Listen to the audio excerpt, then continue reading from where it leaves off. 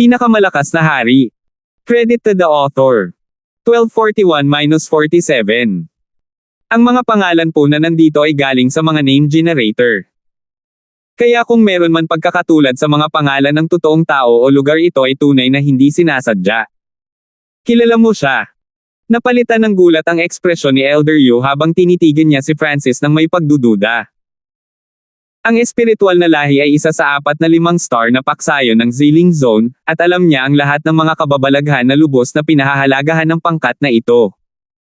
Sa kanila, si Angelica ng espiritual na lahi ay napakahusay. Siya ay nasa ilalim lamang ng isa at nakatayo sa itaas ng 10,000, at ang espiritual na lahi ay naglagay ng pag-asa sa kanya. Imposible. Hindi maaaring makilala ng batang ito si Angelica. Sa isip na tinanggihan ni Elder Yu ang ideyang ito. Si Francis ay nagmula sa gulong zone, at mayroon siyang katamtamang linya ng dugo. Imposibleng magkaroon ng relasyon kay Angelica ng Ziling Zone. Mas may pananagutan si Elder Yu na maniwala na si Francis ay isa sa mga hinahangaan ni Angelica. Ginawa niya itong diyosa ng kanyang mga pangarap at gusto lang siyang makita. Angelica. Espiritual na lahi. Mahinang ungol ni Hana sa gulat. Sa wakas ay nalaman niya kung sino ang taong gustong hanapin ni Francis, at ang taong ito ay talagang bahagi ng 5-star spiritual race. Hindi nakapagtataka na labis na nag-aalala si Francis sa kanya, kaya tatawid siya ng napakalawak na distansya upang makilala siya. May paraan ba para makita ko siya o makipag-ugnayan sa kanya? Tanong ni Francis. Ipinagpalagay ni Francis na ang Elder Yu na ito ay hindi makakatulong sa kanya. Si Francis ay labis na nababalisa sa kanyang mga tanong dahil, sa sandaling sinabi ni Elder Yu na wala siyang magagawa, maaaring umalis kaagad si Francis upang maghanap ng iba pang mga pamamaraan. Ito. Nakasimangot si Elder Yu habang tumahimik. Ang spiritual race ay isang 5-star na paksayon, at ang Life Origin Sect ay isa sa mga subordinate na paksayon nito. Gayunpaman, isa lamang siyang ordinaryong elder ng Life Origin Sect. Talagang wala siyang paraan para tulungan si Francis na makilala ang isang kababalaghan ng espiritual na lahing tulad ni Angelica. Kung hindi ko tutulungan ang batang ito, siguradong mananatili siya. Nag-iisip si Elder Yu. Malinaw na interesado si Hana kay Francis.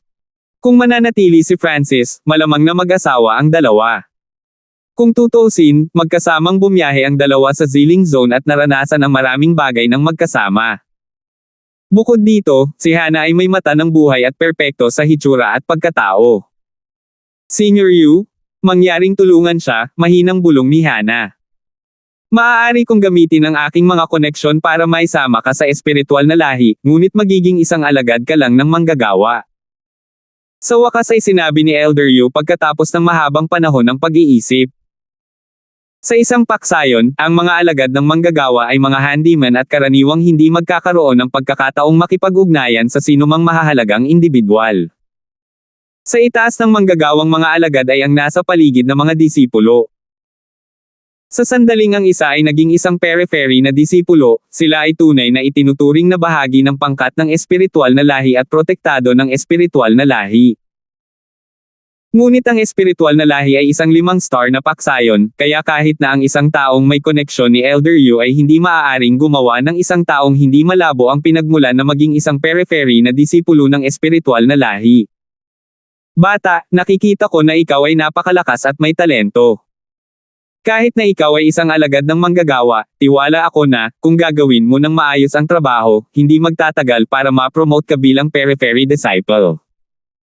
Alam ni Elder Yu na ang katayuan ng isang manggagawang disipulo ay masyadong mababa at nagmamadaling idinagdag.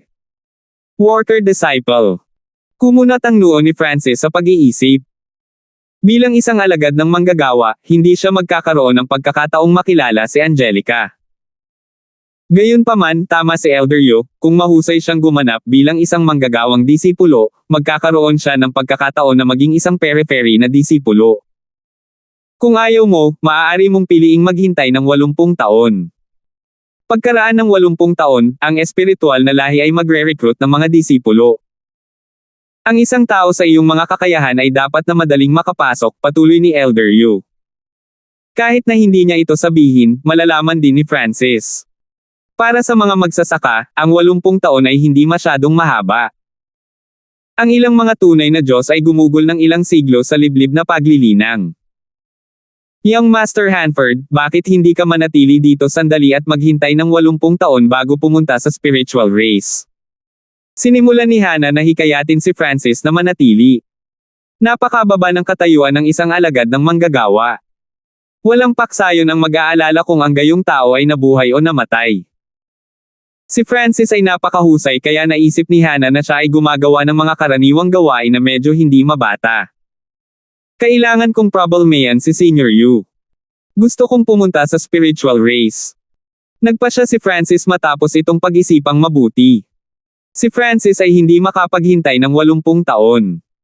Mahihirapan din siyang pumasok sa spiritual race sa pamamagitan ng ibang mga avenue. Agad na lumabo ang tingin ni Hannah. Hindi man lang inisip ni Francis na maging handyman para makapasok sa spiritual race at makita si Angelica. Okay. Maghintay ka lang ng ilang sandali, at aayusin ko ang iyong paglalakbay sa spiritual race. Nagliwanag sa tuwa si Elder Yu. Sa kanyang pananaw, hinangaan ni Francis si Angelica at handang gawin ang lahat para makita siya. Gayunpaman, walang pakialam si Elder Yu tungkol doon. Ang gusto lang niyang gawin ay paalisin si Francis at kalimutan siya ni Hannah. Pagkatapos ayusin ang mga lugar na matutuluyan ni na Francis at Hannah, umalis si Elder Yu. Sa pagpunta sa sarili niyang silid, pumasok si Francis sa space-time robe para magtanim. Maraming 5 kulay na hugis chestnut na kristal ang lumutang sa harap ni Francis. Pure 5 elements intent energy ang busog sa paligid ni Francis para maintindihan niya.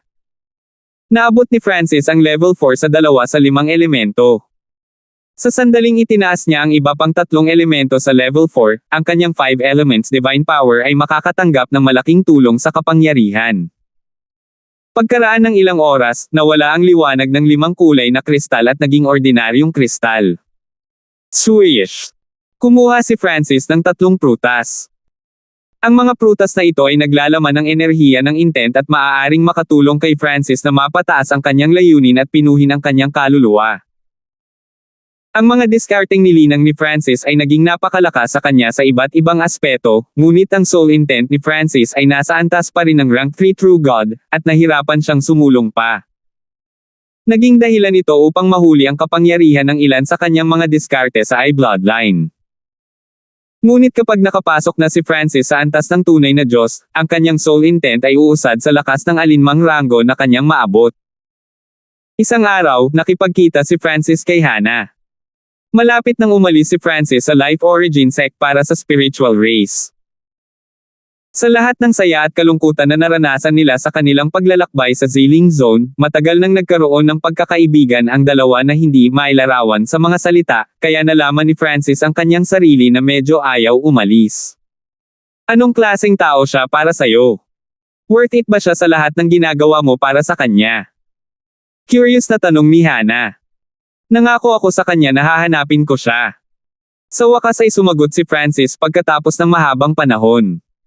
Hindi talaga alam ni Francis kung paano sasagutin ang unang tanong ni Hannah. Sana makilala mo siya agad. Napangiti si Hannah habang binabati siya ng maayos. Tumango si Francis at sinamahan si Hannah sa paglalakad sa palibot ng Life Origin Sect. Ang Life Origin Sect ay isang Peak 4-star faction ng Ziling Zone, at dahil ang mga doktor ang may hawak ng kapangyarihan sa faction na ito, ang status nito ay mas kakaiba. Kung hindi dahil sa kanyang pag-aalala kay Angelica, hindi mag-iisip si Francis na manatili sa pangkat na ito upang linangin at dahan-daang umasenso. Makalipas ang ilang araw, dumating si Elder Yu upang hanapin si Francis. Maaari ka nang umalis. Magiliw nang umiti si Elder Yu. Pagkatapos magpaalam kay Hannah, sinamahan si Francis ng isang elder ng Life Origin Sect upang simulan ang kanyang paglalakbay sa spiritual race. Nang umalis si Francis sa Life Origin Sect, isang lalaking nakasuot ng Asher ang nakatayo malapit sa Life Origin Sect. Ang kanyang mukha ay kulay puting jade at ang kanyang tindig ay maganda at eleganteng. Ang lalaking ito ay ang clone ni Francis, si Fernan. Binalak ni Francis na manatili si Fernan sa Life Origin Sect upang linangin ang medicine daw. Naramdaman din ni Francis na may kakaiba kay Elder Yu. Si Hannah ay nagtataglay ng Eye of Life, ngunit ang Life Origin Sect ay nagpakita ng kaunting reaksyon sa pagdating ni Hannah. Mula dito, makikita ng isang tao na hindi iniulat ni Elder Yu ang bagay na ito sa kanyang mga superior. Kaya, nagpa siya si Francis na iwan si Fernan dito upang makihalubilo sa Life Origin sect nang magsimula itong mag-recruit ng mga disipulo. Bilang isa sa 4 na 5 star na paksayo ng Xiling Zone, kinokontrol ng spiritual race ang 1/4 ng Xiling Zone. Natural na hindi ito matatagpuan sa panlabas na gilid ng Xiling Zone. Sa kabutihang palad, si Francis ay may kasamang elder ng Life Origin sect para makapaglakbay siya kasama ang teleportation arrays ng 4.5 star at Peak 4 star factions. Makalipas ang mahigit kalahating taon, dumating si Francis sa spiritual race. Sinalubong siya ng tanawin ng napakalaking maraming kulay na bundok ng kristal.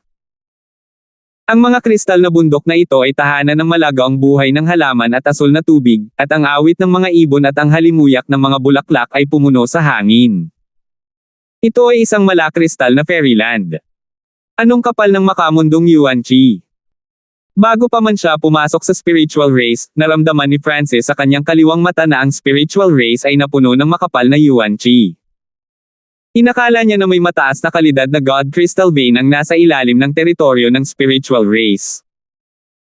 Siyempre, ang lugar na nasa itaas mismo ng God Crystal Vein na ito ay tiyak na isang pangunahing lugar ng spiritual race na tanging ang mga core disciples at upper echelon na miyembro ng spiritual race ang maaaring tamasahin. Matapos dumaan sa serye ng mga tanong, maayos na nakarating si Francis sa spiritual race. Matapos matanggap ang iba't ibang bagay na dapat taglayin ng isang manggagawang disipulo, si Francis ay naging isang manggagawang disipulo ng 5 star na espiritual na lahi. Sa spiritual race, magiging maayos ka hanggat hindi mo sinasaktan ang isang core disciple. Pinayuhan ng elder ng Life Origin sect si Francis bago umalis. Kung hindi sinasadyang masaktan ni Francis ang isang pangunahing disipulo, ang nagrekomenda sa kanya ay magderones ng malaking sakuna. Ang panlabas na gilid ng espiritual na lahi, Celestial River Valley Region. Si Francis, na nakasuot ng uniforme ng isang alagad ng manggagawa, ay dumating sa isang malakristal na palasyo. Ako ay isang bagong dating na alagad ng manggagawa, si Francis. Attendant Lane, mangyaring bigyan ako ng isang gawain, matapang na sabi ni Francis. Bukod sa trabaho, ang mga manggagawang disipulo ay maaari lamang magtrabaho. Pumunta sa lugar ng damong espiritu sa Hilagang Kanluran at alagaan ang mga halamang espiritu ng ika-4 na plot. Makalipas ang mahabang panahon, isang boses ang lumabas mula sa palasyo. Natanggap ni Francis ang tamang mga tool, kabilang ang isang pangunahing mapa ng panlabas na gilid ng espiritual na lahi.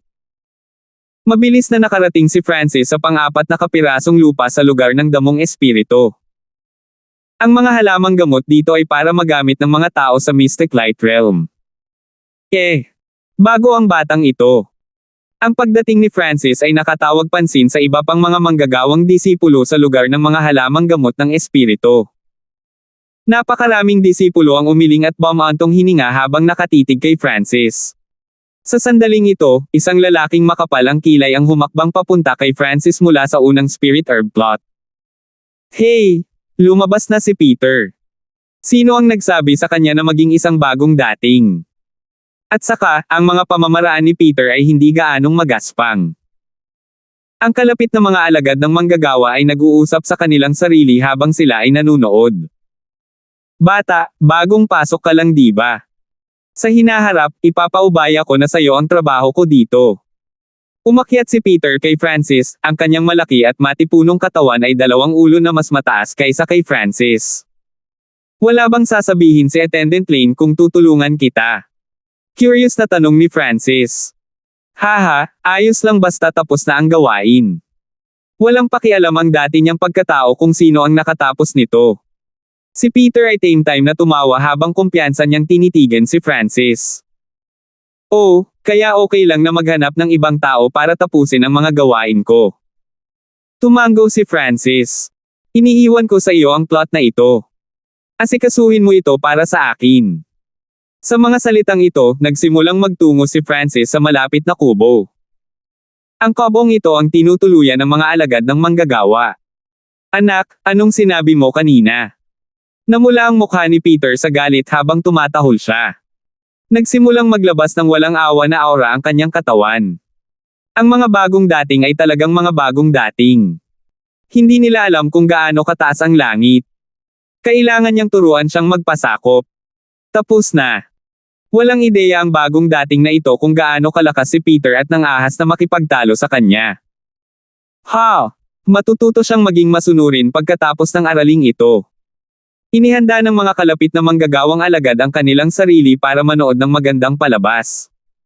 12:42. Anak, anong sinabi mo kanina? Namula ang mukha ni Peter sa galit habang tumatahol siya. Nagsimulang maglabas ng walang awa na aura ang kanyang katawan. Ang mga bagong dating ay mga bagong dating kaya hindi nila alam kung gaano kataas ang langit.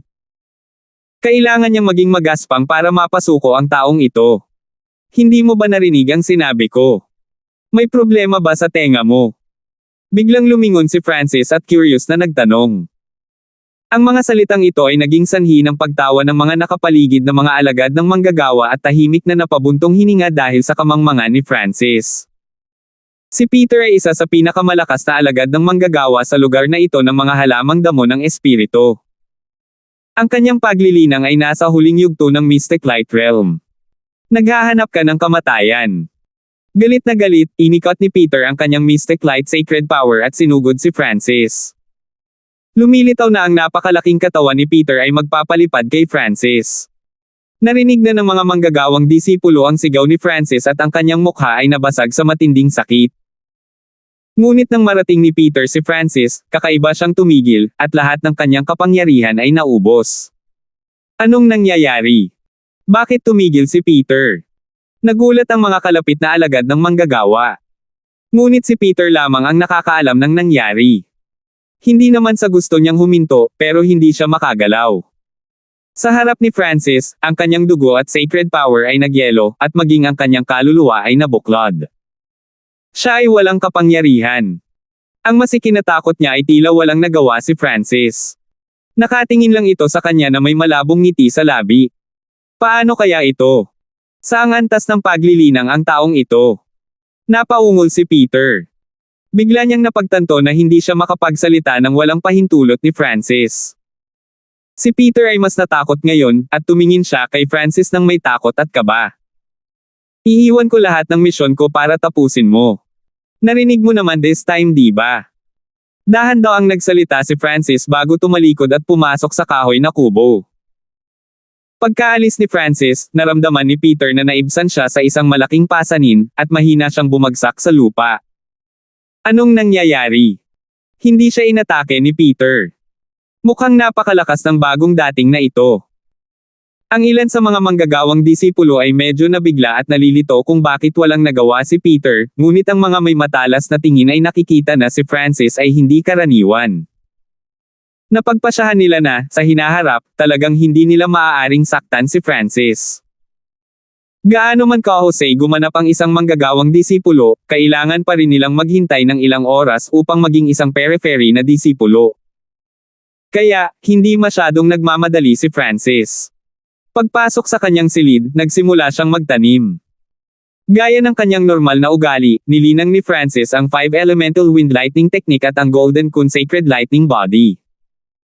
Pagkatapos noon, nagsimula siyang magsaliksik ng mga diskarte sa Spacetime Eye Bloodline na Spacetime Seal at Spatial Lock Eye. Matagal nang sinimulan ni Francis na maunawaan ang Spatial Lock Eye, ngunit dahil hindi pa niya ito binigyang diin, hindi pa niya ganap na naipakita ang kapangyarihan nito.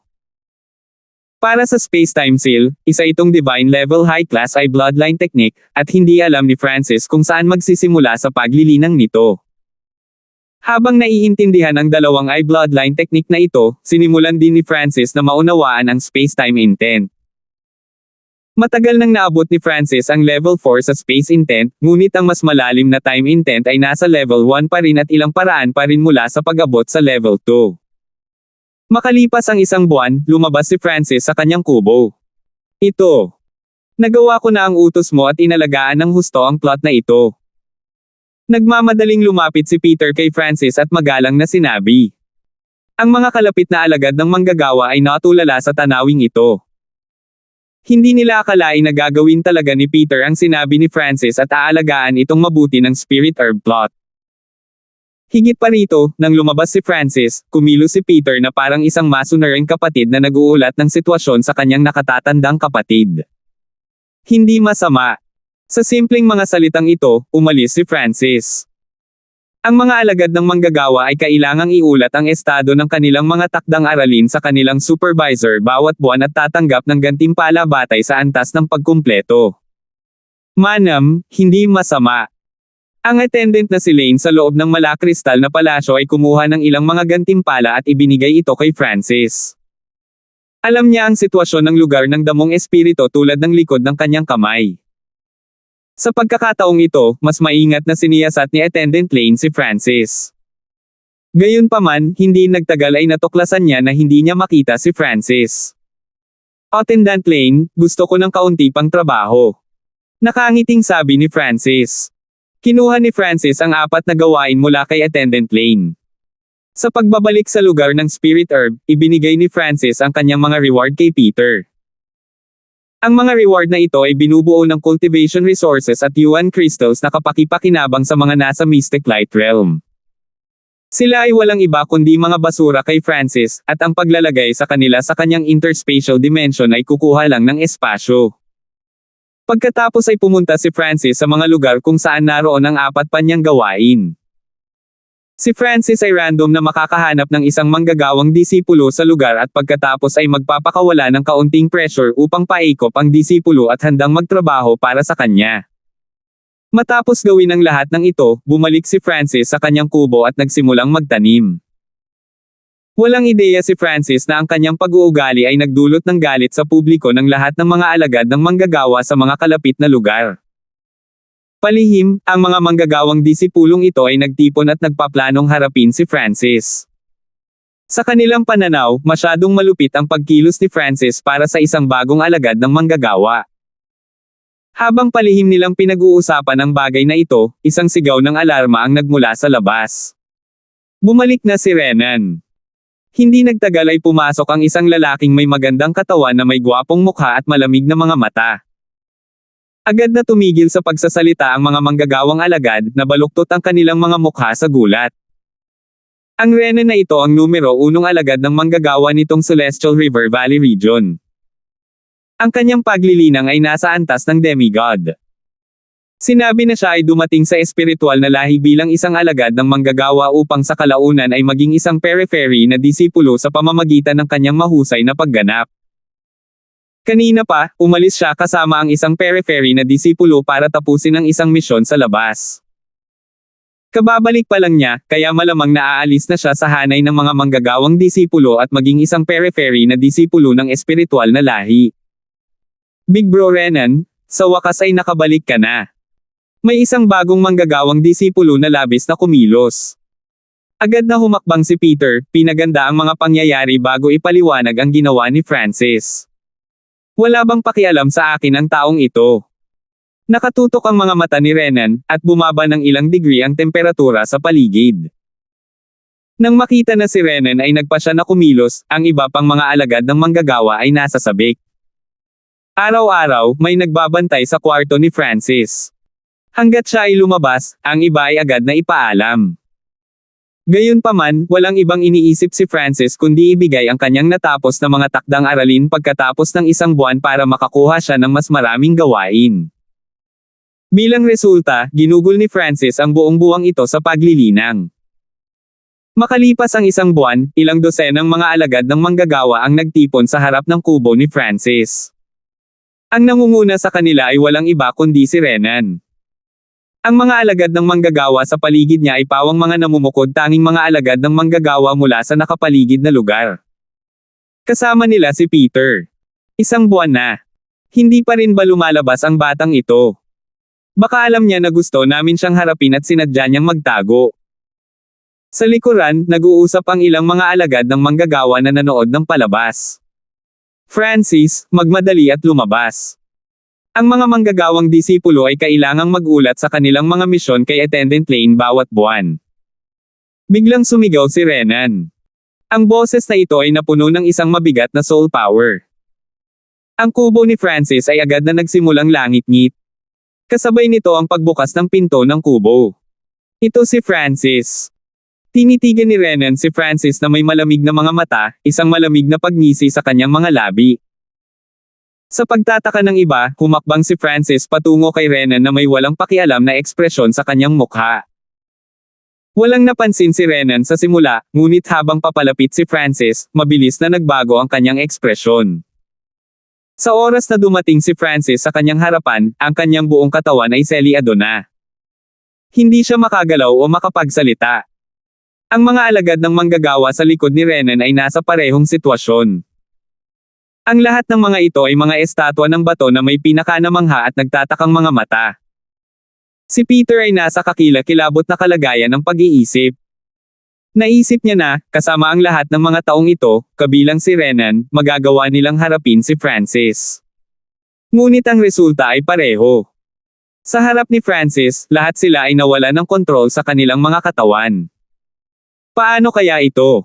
Si Renan ay talagang natulala.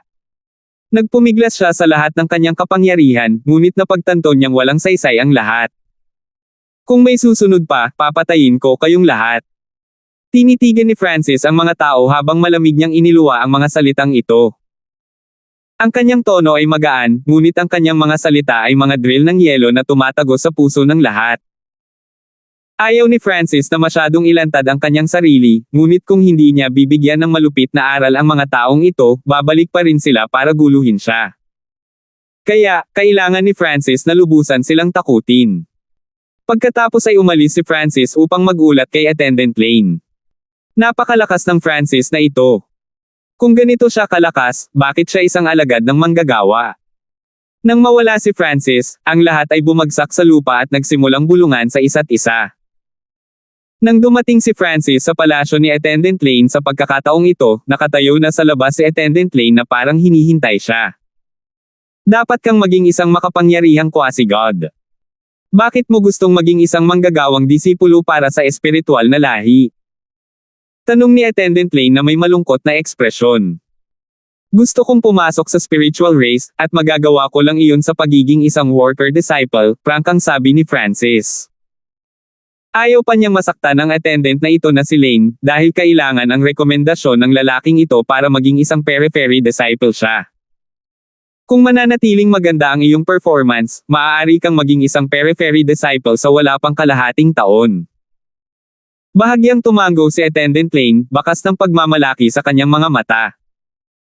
Ang gayong mahuhusay na quasi-god ay handang maging isang manggagawang disipulo para sa kapakanan ng pagiging isang periphery na disipulo ng espiritual na lahi.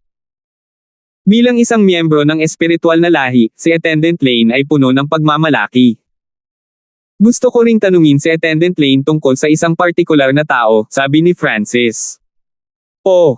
Nanlamig ang ekspresyon ng attendant na si Lane. Tila ito ang tunay na layunin ni Francis. Gusto kong malaman ang tungkol kay Angelica ng espiritual na lahi. Direktang sabi ni Francis. Pagkaraan ng ilang sandali ng pagkabigla, tila may naisip si Attendant Lane at napasigaw siya sa tawa. Hindi ka naparito upang maging isang alagad ng manggagawa para sa espiritual na lahi dahil kay Angelica, tama ba? Nakangiting tanong ni Attendant Lane. Sa mga kababaihan ng espiritual na lahi, si Angelica ay numero 1 sa parehong hitsura at talento. Siya ang Diyosa na naninirahan sa puso ng lahat ng mga alagad ng manggagawa at mga disipulo sa paligid, at mayroon siyang hindi mabilang na mga manliligaw sa Zilling Zone. Sa sandaling ito, kinuha ni Attendant Lane si Francis bilang isa sa mga tagahanga ni Angelica, marahil ay isa pa sa mga humahanap sa kanya. Ngunit kahit na ganoon, medyo hinangaan pa rin ni Attendant Lane si Francis dahil hindi man lang niya inisip na maging alagad ng manggagawa para lang mapalapit kay Angelica. Sa palagay ko masasabi mo iyan, malabong sagot ni Francis. Ngumiti si Attendant Lane at ipinahiwatig na naiintindihan niya. Sino nga ba ang hindi magugustuhan ang kagandahang tulad ni Angelica? At bukod pa, ang mga kabataang tulad ni Francis ay napakapusok na kaya nila ang anumang bagay. Pagkatapos, sinabi ni Attendant Lane kay Francis ang lahat ng nalalaman niya tungkol kay Angelica. Si Francis ay time na nakinig at sa wakas ay nakakuha ng kaunting pag-unawa sa mga kalagayan ni Angelica sa espiritual na lahi. Pagkatapos mag-chat ng ilang sandali, umalis si Francis. Hindi ko akalain na si Angelica ay magkakaroon ng ganoon kataas na katayuan sa espiritual na lahi. Tumawa si Francis. Lumilitaw na labis niyang minamaliit ang pambihira ng bloodline ng spiritual race ni Angelica. Ang pangkat ng espiritual na lahi ay may malawak na populasyon, ngunit ang mga miyembro ng aktwal na espiritual na lahi ay napakabihirang. 79% ng populasyon ng espiritual na lahi ay binubuo ng mga miyembrong na-recruit mula sa labas at mga subordinate na paksayon. Nang handa nang bumalik si Francis sa kanyang kubo, biglang napansin ng kanyang god spiritual ay ang isang pahiwatig ng enerhiya ng bloodline. Ang lakas ng bloodline ng spiritual race. Na may nabigla na ekspresyon sa kanyang mukha, nagsimulang lumipad si Francis patungo sa direksyon ng enerhiyang iyon. 12:43 Pagkatapos maglaan ng ilang oras kasama si Angelica, naalala ni Francis kung ano ang pakiramdam ng bloodline ng spiritual race. Sa sandaling naramdaman ni Francis ang enerhiyang ito, ang unang pumasok sa isip niya ay, maaaring ang taong ito ay si Angelica. Kung ito ang continent zone, makatitiyak si Francis na ang taong ito ay si Angelica, ngunit ito ang espiritual na lahi. Hindi maliit ang bilang ng mga taong may bloodline ng spiritual race. Habang sinusundan niya ang enerhiyang ito, mabilis na umalis si Francis sa Celestial River Valley region. Unti-unting lumitaw sa harap ni Francis ang isang babaeng may kumikinang na katawan tulad ng puting salamin. Ang babaeng ito ay may dalisay at simpleng kagandahan, at ang likas na katangian ng kanyang kadugo na lahing espiritual ay nagpamukha sa kanya na parehong marangal at napakarilag. Ngunit mula sa kanyang nakapaut na mga labi at ang kanyang pagtaas ng kilay, masasabi niyang halatang masama ang pakiramdam niya. Ilang kabataang lalaki mula sa iba't ibang lahi ang nakatayo sa paligid ng dalagang ito. Arlene, saan mo gustong pumunta? Ihahatid kita doon. Isang nakakabighaning magandang binata na may maamong mukha ang kumaway sa kanyang puting jade fan at ngumiti. Tiningnan ni Francis ang party na ito mula sa malayo. Ang babaeng ito ay malinaw na nagtataglay ng bloodline ng spiritual race habang ang mga kabataan sa paligid niya ay nagtataglay ng kakaibang cultivation. Malamang sila ang mga quasi-god na henyo ng mga subordinate faction ng spiritual race. Dahil maaari silang makipag-usap sa babaeng ito, ang mga taong ito ay maaaring makipag-ugnayan din kay Angelica. Tungkol sa katayuan ni Francis, ito ay masyadong mababa, kaya ang mga taong ito ay hindi garantisadong bibigyan siya ng anumang pansin. Gayunpaman, kung ang mga taong ito ay handang tumulong sa kanya na maghatid ng liham, maaaring direktang makipagkita si Francis kay Angelica. Habang nag-iisip si Francis sa kanyang sarili, napansin ng spiritual race na babae si Francis at nagbigay ng nakakalokong ngiti. Sa kanyang pananaw, si Francis ay nabighani sa kanyang hitsura at nakatitig sa kanya ng nakatulala. Bilang karagdagan, bagaman nakasuot si Francis ng uniforme ng isang alagad ng manggagawa, ang kanyang hitsura at tindig ay lubhang katangi-tangi, hindi mas mababa sa mga kabataan sa paligid niya. Ikaw, pumunta ka dito. Biglang huminto si Arlene at itinuro si Francis. Bahagyang natigilan si Francis. Iniisip lang niya kung dapat ba niyang puntahan ang mga taong ito at tanungin kung maaari silang kumuha ng liham kay Angelica, ngunit ang babaeng ito ng espiritual na lahi ay humiling sa kanya sa halip. Arlene, bakit gusto mong makausap ang taong iyon? Ang nakakabighaning binata ay malamig na tumitig kay Francis habang nagsasalita ito. Agad na lumipad si Francis papunta kay Arlene. Sino sa palagay mo ang pinakamagandang tao sa lahat ng espiritual na lahi? Nagpakita si Arlene ng mapanlinlang na ekspresyon at isang kaakit-akit na ugali habang siya ay mahinang nagtanong. Naunawaan ng mga batang kababalaghan sa paligid niya kung ano ang hinahangad ni Arlene. Bago dumating si Angelica sa spiritual race, ang numero 1 kagandahan ng spiritual race ay quasi-god Ira, at si Arlene ay ang taong nakatayo sa tabi ng quasi-god Ira. Ngunit mula nang dumating si Angelica sa espiritual na lahi, ang patuloy na pagpapasigla ng kanyang makapal na linya ng dugo ay naging sanhi ng kanyang mga talento sa paglilinang upang ganap na mapalabas. Sa kanyang mukhang fairy na hitsura, unti-unting pinalitan ni Angelica ang quasi-god na si Ira bilang ang diyosa na nananahan sa puso ng lahat ng lalaki ng espiritual na lahi. Gayunpaman, dahil si Angelica ay nanggaling sa labas ng zone, ang mga taong kabilang sa spiritual race of the ancient desolate realm of gods ay nakadama ng mental repulsion sa kanya.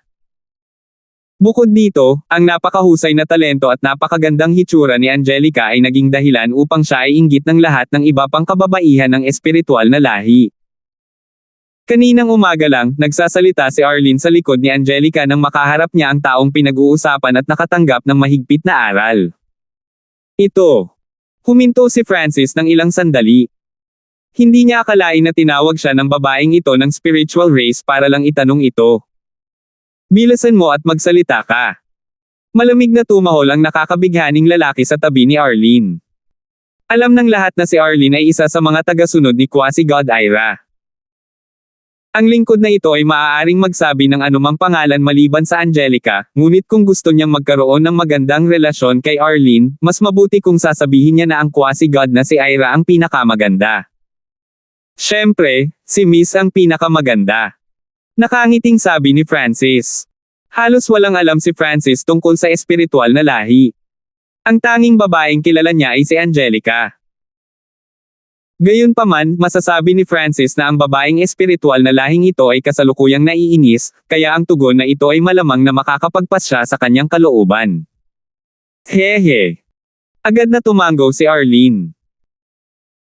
Siya ay orihinal na naniniwala na ang lingkod na ito ay sasabihin na ang quasi-god na si Ira ang pinakamaganda, ngunit sinabi niya na siya iyon. Bagamat alam niyang hindi nagsasabi ng totoo si Francis, masaya pa rin siyang marinig ang mga salitang ito. Ang mga batang kababalaghan sa paligid niya ay tumingin kay Francis ng may paghamak. Kahit na ituring ni Francis si Angelica bilang kanyang diyosa, kailangan lang niyang banggitin ang quasi-god na si Ira upang maiwasang masaktan si Arlene. Nakita nilang lahat si Francis na medyo walang kahihiyan sa pagsasabing ang pinakamaganda ay si Arlene. Manam. Ang iyong kultibasyon ay disente, at ang iyong pagganap ay mabuti. Pagkaraan ng ilang sandali, ipapapromote kita sa kanila bilang periphery disciple. Bumuti ang mood ni Arlene, at agad niyang nakita ang binatang ito na medyo kaaya-ayang tingnan. Habang sinisiyasat niya si Francis, naramdaman niyang mas gwapo ito kaysa sa sinumang kabataang nakita niya noon. Ang kanyang walang malasakit at mapagmataas na mukha, ang kanyang natural na napakarilag na gininto ang buhok. Lahat ng kanyang mga tampok ay nagpakinang sa kanyang mga mata. Dahil sa pagmumukha ni Arlene, malamig na tumitig kay Francis ang iba pang kabataan. Lahat sila ay mga henyo mula sa subordinate o vassal factions ng spiritual race, at alam nila na hinding-hindi nila maaabot ang kasing taas ng mga kahangahangang anak na babae ng spiritual race tulad ni Angelica o quasi-god Ira. Kaya, inilagay nila ang kanilang mga tingin sa mga kababaihan ng espiritual na lahi na may medyo mababang talento. Pagkatapos ng lahat, ang espiritual na lahi ay nasa ika-19 na ranggo sa mga sinaunang lahi, kaya ang pagsasama-sama sa linyang ito ng dugo ay magpapasulong sa kanilang sariling paglilinang at pagpapalain din ng kanilang mga inapo. Maraming salamat. Medyo natuwa si Francis. Kahit na mahusay siyang gumanap, kailangan niyang maghintay ng ilang oras upang ma-promote bilang periphery disciple, ngunit sa kanyang magandang mood, nangako si Arlene na direktang ipo-promote niya si Francis bilang periphery disciple. Arlene, saan mo gustong pumunta? Sasamahan kita. Isang batang kababalaghan na nakakita na bumuti ang mood ni Arlene ay agad na humakbang pasulong upang akitin ang sarili sa kanya. Okay. Si Arlene ay mas nasa mood para mamasyal. Pakihintay, biglang nagsalita si Francis. Si Arlene ay nasa mabuting kalooban at may magandang impresyon kay Francis. Marahil kung hihilingin ni Francis sa kanya na maghatid ng sulat, papayag siya. Kaya, tinawag ni Francis si Arlene. Lingkod, bakit ka nagsalita? Ang nakakabighaning binata sa tabi ni Arlene ay agad na bumungad kay Francis. Matagal na siyang nasaktan nang makita si Francis. Isang manggagawang alagad ang nang-ahas na magsalita sa pantirya ng kanyang pagmamahal. Anong gusto mo? Handa si Arlene na baliwalain ang mababang katayuan ni Francis sa isang sandali. Iniisip ko kung handang tumulong si Miss na maghatid ng sulat kay Angelica. Hindi pinansin ni Francis ang mga kabataang iyon at direktang sinabi ang kanyang kahilingan. Ngunit sa sandaling ginawa niya ang kanyang kahilingan, si Arlene at ang mga batang kababalaghan sa paligid niya ay agad na tumahimik. Pagkaraan ng mahabang panahon, binasag ng malamig na tawa ng isang kabataan ang katahimikan. Ang iba pang mga kabataan ay nagsimulang tumawa ng mapang-uyam pati na rin ang naaawa kay Francis. Ay hindi. Naramdaman ni Francis na may mali. Ang mga ekspresyon sa kanilang mga mukha pati na rin kay Arlene ay mali lahat. Gusto mong makipag-usap kay Angelica. Biglang nagpakita si Arlene ng isang kakaibang nakakatakot na ngiti. Bago pa makapagsalita si Francis, idinagdag ni Arlene, mukhang hinahabol mo rin si Angelica, pero ikaw isang alagad ng manggagawa lamang gusto mong mapalapit kay Angelica. Magpahinga ka lang. Sasabihin ko kay Angelica na may isang manggagawang disipulo ng espiritual na lahi na humahanap sa kanya. Malamig ang mukha ni Arlene habang nagbibigay siya ng nakakaakit na ngiti. Whoosh! Agad na umalis si Arlene. Haha, anak, hindi mo talaga alam ang pagkakaiba ng buhay at kamatayan. Natuwa ang isang kabataan. Bagaman hindi masama ang iyong cultivation, hindi ka magiging periphery disciple sa natitirang bahagi ng iyong buhay, lalo na ang pakikipagkita kay Angelica. Ibinagsak ng nakakabighaning kabataan na may balahibo ang mga salitang ito bago sumunod kay Arlene. Alam na ngayon ni Francis na si Arlene ay malamang na walang napakagandang relasyon kay Angelica. Malamang na gusto niyang gamitin ang bagay na ito para kutsain si Angelica. Ngunit kung mapansin siya ni Angelica dahil dito, magiging magandang resulta iyon. Walang ideya si Francis na si Angelica ay may napakaraming humahabol at manliligaw sa Zilling Zone, napakarami kaya hindi na sila mabilang. Ngunit si Angelica mismo ay tila may nasa isip na at hindi pinansin ang mga humahabol na ito. Pagkatapos bumalik sa Celestial River Valley, ibinigay ni Francis ang mga misyon na ibinigay sa kanya ni Attendant Lane sa iba pang mga alagad ng manggagawa. Si Francis ay boss na ngayon ng mga manggagawang disipulo ng Celestial River Valley, kaya natural na mayroon siyang grupo ng mga kampa na handang gawin ang kanyang mga misyon para sa kanya. Si Francis mismo ay bumalik sa kanyang kubo upang magtanim. Wala siyang ideya na, sa susunod na araw, ang balita na hinahangaan niya si Angelica ay kumalat sa buong espiritual na lahi. Ang mga tunay na prodigy na iyon na humahabol kay Angelica ay nagbigay lamang ng mapang-uyam ng ngiti at itinuring ang buong bagay bilang isang biro. Ngunit ang nasa paligid ng mga disipulo ng espiritual na lahi, pati na rin ang mga manggagawang disipulo ng ibang mga rehiyon, ay dumating upang makita kung anong uri ng tao si Francis. Isang araw, habang nililinang ni Francis ang space-time robe, naramdaman niya ang ilang makapangyarihang spiritual senses, at maging ang divine senses, buong tapang na sinusuri ang kanyang kubo. Swish!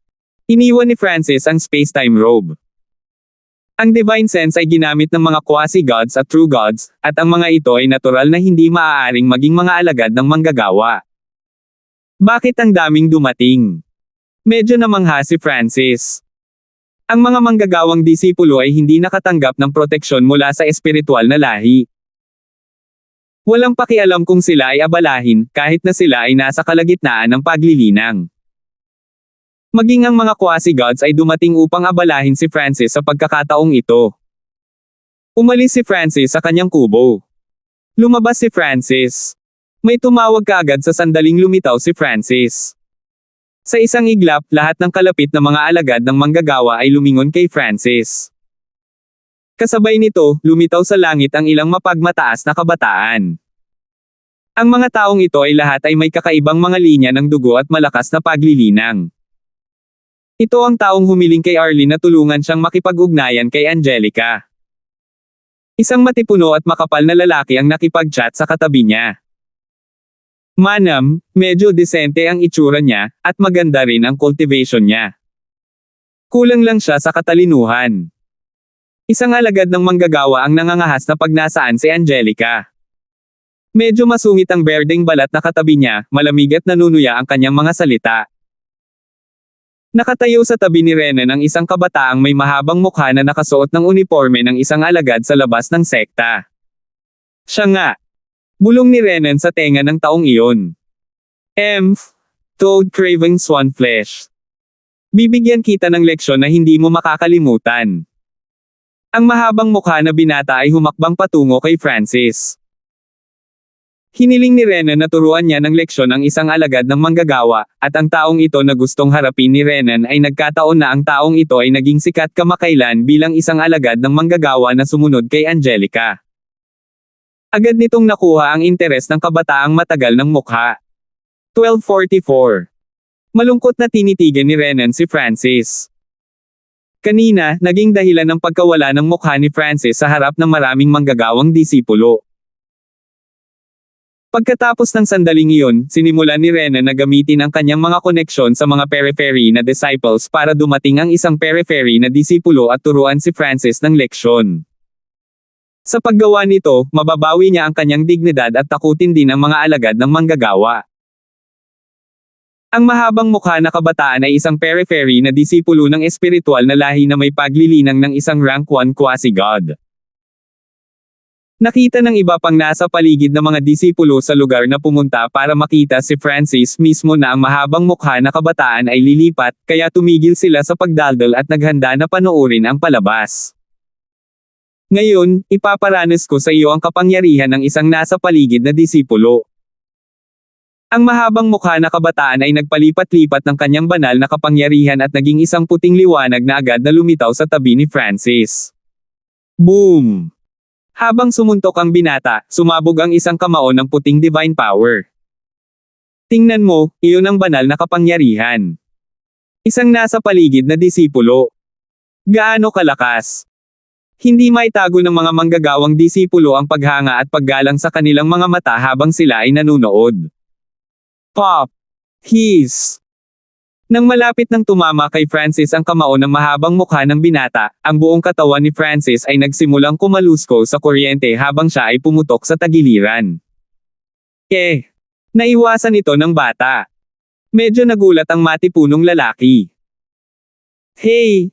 Ang batang iyon ay kailangang magkaroon ng kaunting lakas kung kaya niyang mangibabaw ang mga alagad ng manggagawa. Ang berdeng balat na lalaki sa tabi niya ay nagbigay ng masasamang tawa. Sa kanyang pananaw, si Francis ay malamang na isang rank 1 quasi-god. Maliban kung siya ay nagtataglay ng ilang malalim na pamamaraan ng paggalaw, hindi niya magagawang iwasan ang pag-atake ng mahabang mukha ng kabataan.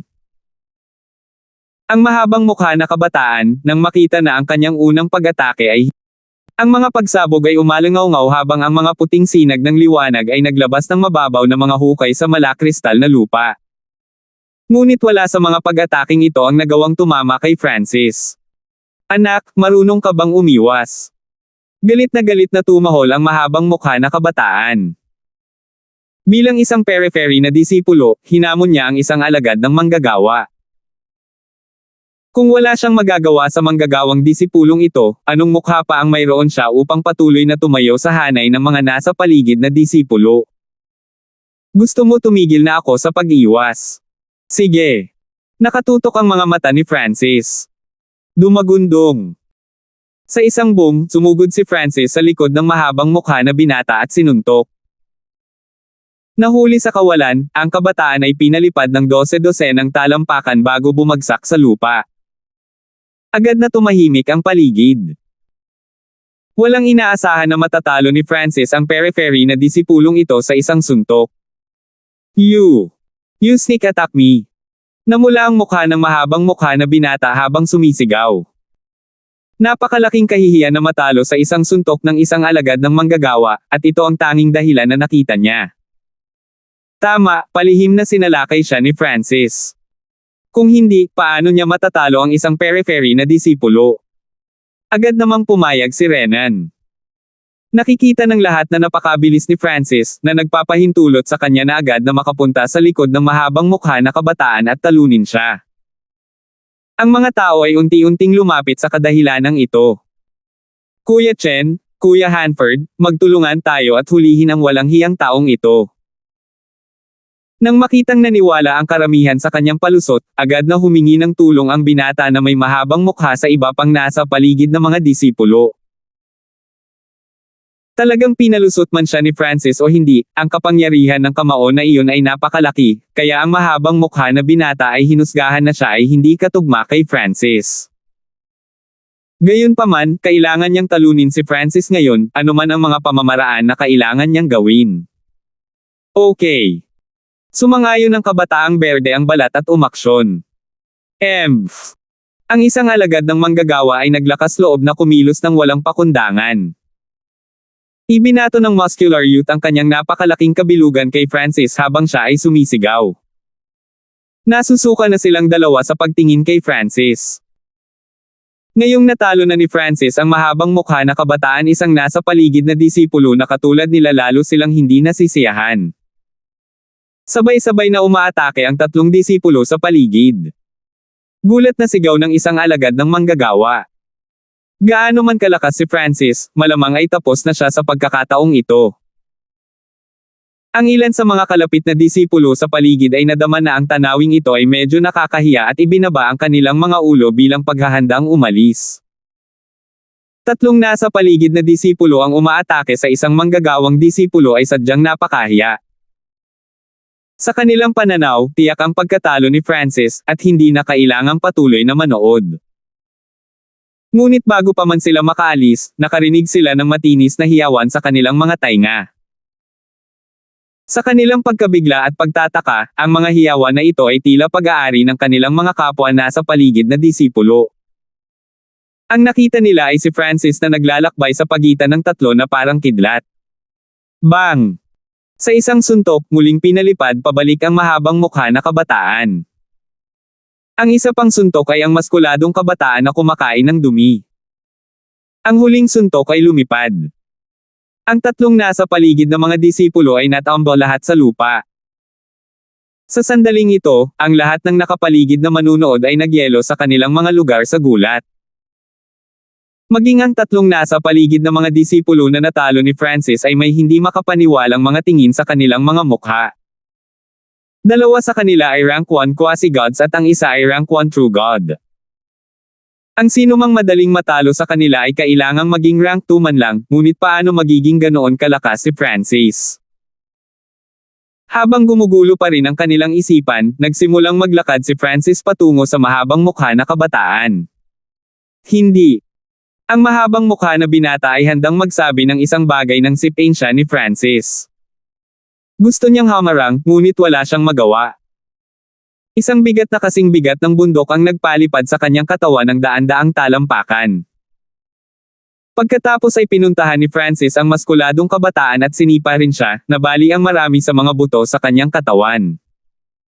Sa wakas, dumating si Francis sa Kabataang Berde ang balat. You would dare. You would dare saktan ako. Alam mo ba kung sino ang pinsan ko ah? Ang berdeng balat ay nagluwa ng masamang banta kay Francis, ngunit tinapakan ni Francis ang kanyang katawan. Matapos ang pagtapak na ito, sinimulan siyang sipin ni Francis. Nang mawala ang lahat ng makamandag na puot sa mga mata ng kabataan, sa wakas ay tumigil si Francis. Maaari na kayong mag-stretch ngayon. Malamig na tumahol si Francis. Ang mga alagad na manggagawa ay nagkalat lahat, at ang mga nasa paligid ng mga disipulo ay umalis. Sa wakas ay tahimik ang paligid ng kubo ni Francis. Hindi ito mabuti. Bilang isang alagad ng manggagawa, wala akong privacy. Nag-isip ang mga mata ni Francis. Habang siya ay naglilinang, ang mga quasi-gods at true gods na ito ay buong tapang nainiskan ang kanyang kubo gamit ang kanilang divine senses. Maaaring matuklasan ng isang taong may mas malakas na divine sense ang sekreto ng space-time robe ni Francis. Sa tingin ko kailangan kong gumamit ng ilang mga trick, mahinang ungol ni Francis. Nagtungo si Francis sa palasyo ni Attendant Lane. Nakatayo si Attendant Lane sa harap ng pasukan, ang kanyang ekspresyon ay mahigpit at solemn na habang nakatingin kay Francis. Hindi mo dapat sinaktan ang nasa paligid ng mga disipulo, lalo na si Hongyi na iyon. Malamig na saway ni Attendant Lane. Bagamat gumawa si Francis ng isang kahangahangang pagganap, ang mga nasa paligid na disipulong nasugatan niya ay tiyak na babalik. Ang Hongyi na tinutukoy ni Attendant Lane ay ang Kabataang Berde ang balat, at mayroon siyang mas matandang pinsan na isang natatanging panloob na disipulo. Ang pinakamataas na katayuang mga disipulo sa espiritual na lahi ay ang mga pangunahing disipulo. Ang mga taong ito ay maaaring may bloodline ng spiritual na lahi o napakahusay na mga henyo. Sa ilalim nila ay ang mga panloob na alagad. Bagamat ang mga panloob na disipulo ay mas mababa kaysa sa mga pangunahing disipulo sa katayuan, ang ilan sa kanila ay talagang mas malakas pa kaysa sa mga pangunahing disipulo. Ang attendant na si Lane ay orihinal na nagplano na i-promote si Francis bilang periphery disciple pagkatapos ng ilang buwan, ngunit tila imposible na ito ngayon. I was helpless. Kung hindi ko sila natalo baka napatay na ako ng 3. Nagpakita si Francis ng walang magawang ekspresyon, ngunit habang ang kanyang gininto ang mata ay nakatutok kay Attendant Lane, isang violet gold na ambon ang lumitaw dito. Nagsimulang magmukhang nalilito ang attendant na si Lane, at nang tumingin muli siya kay Francis, tila mas nakikiramay siya. Attendant Lane, gusto kong maging isang periphery disciple. Doon lang ako magkakaroon ng lakas na protektahan ang sarili ko at maiwasan ang mas maraming problema. Si Francis ay patuloy na nakatitig kay Attendant Lane habang ang ilusyon na ambon sa kanyang kaliwang mata ay lalong lumalalim. Isang malalim na enerhiya ng kaluluwa ang nagsimulang pumasok sa isip ni Attendant Lane. Si Attendant Lane ay manager lamang ng mga manggagawang disipulong ito at isa lamang ang ranggo ng 2 tunay na Diyos. Hindi niya kayang labanan ang ilusyon na sining ni Francis. Siyempre, hindi direktang kinokontrol ni Francis si Attendant Lane, banayad lamang siyang ginagabayan upang maiwasang matuklasan kung may nagpasya na imbestigahan ang bagay na ito.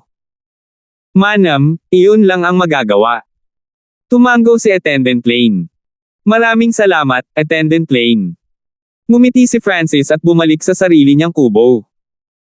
Tulad ng hinulaang, ang balita ng pagkatalo ni Francis sa mga periphery na disipulo ay kumalat sa buong spiritual race.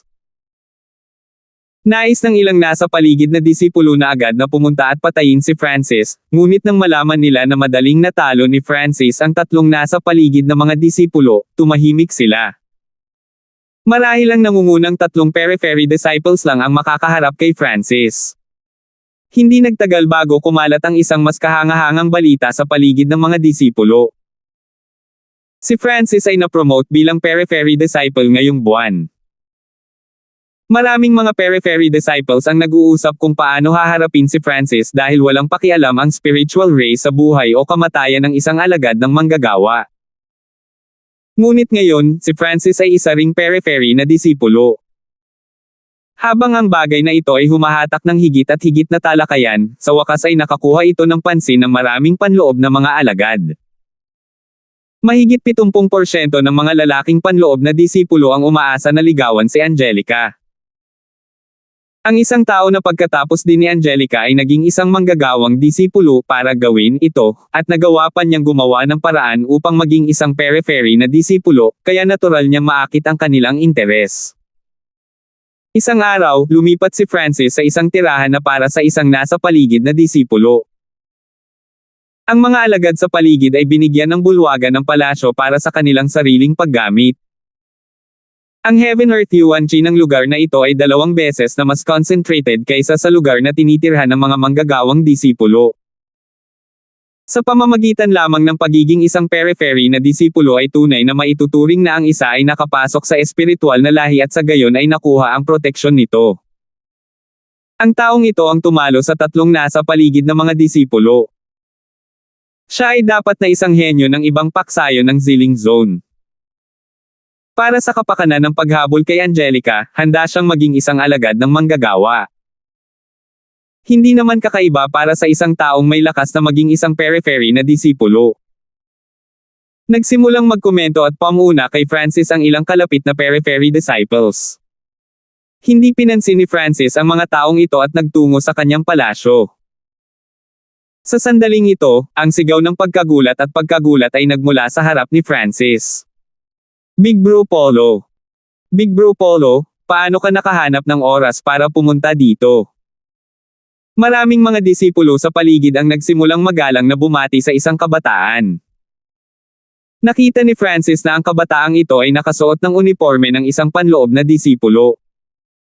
Ang kanyang ilong ay medyo flat, ang kanyang mga mata at bibig ay medyo malaki, at ang kanyang balat ay may mamantika na kintab.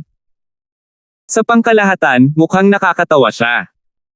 Ang panloob na disipulong ito na tinatawag na Polo ay kasalukuyang nakatingin kay Francis habang dahan-dahan itong lumakad. Ikaw dapat si Francis, di ba? Binigyan ni Polo si Francis ng isang interesadong tingin habang diretsyong nagtanong. Naging periphery disciple lang ako, at binibisita na ako ng inner disciple.